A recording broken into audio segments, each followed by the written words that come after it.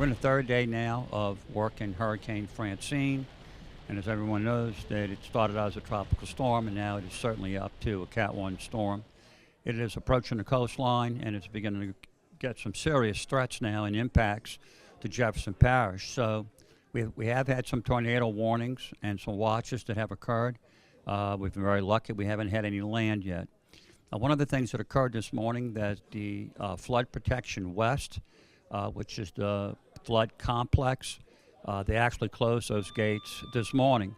The purpose of that is so that they can keep any storm surge from working its way up northward into the Harvey Canal and the Algiers Canal, which keeps it from overcoming those particular areas, which are prone to flooding.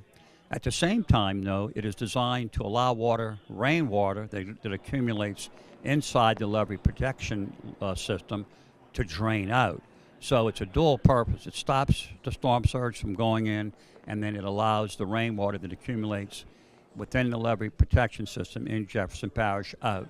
So they closed that at 10 a.m. this morning because it met all the criteria that was occurring with this storm. We also have some shelters that are open.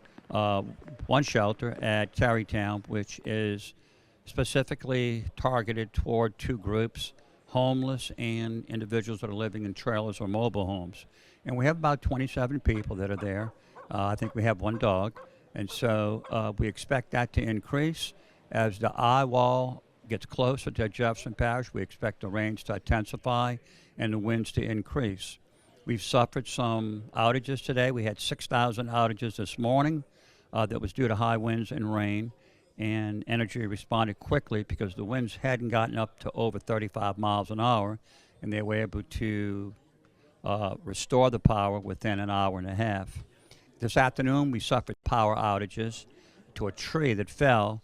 It was literally uprooted because the ground was so soft from being saturated with water that we've received over the last week and a half, 2 weeks.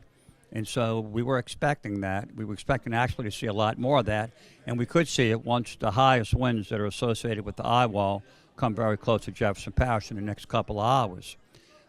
Energy is still working that outage, and so we have about 1,700 people in the Wagaman area that are out of power. As we look at the remaining threats that are still in place, the streets are extremely wet.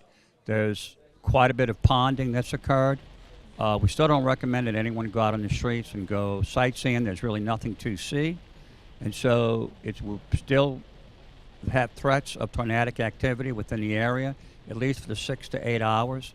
So we strongly recommend that people stay sheltered in place and do not leave until tomorrow morning.